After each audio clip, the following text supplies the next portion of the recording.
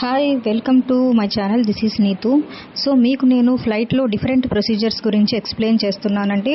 So boarding pass issue అయిన తర్వాత మనము సెక్యూరిటీ చెకప్ అయితే ఉంటుంది. కంప్లీట్గా మనల్ని అండ్ మన లగేజ్ని అయితే స్కాన్ చేస్తారు.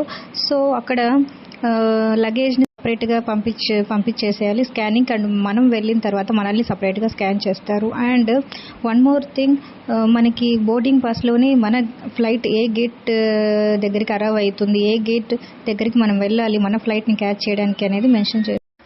సో స్కానింగ్ అయ్యాక మనకి ఏ గేట్ అయితే ఇచ్చున్నారో మెన్షన్ చేస్తున్నారో ఆ గేట్ దగ్గరికి వెళ్ళి కూర్చోవాలి. సో మన ఫ్లైట్ టైం అయిన వెంటనే ఆ గేట్ దగ్గరికి మనల్ని ఫ్లైట్ దగ్గరికి తీసుకెళ్ళడానికి ఒక మినీ బస్ అయితే వస్తుంది. ఆ బస్సులో మనం ఎక్కి మన ఫ్లైట్ దగ్గరికి మనం వెళ్ళాల్సి ఉంటుంది.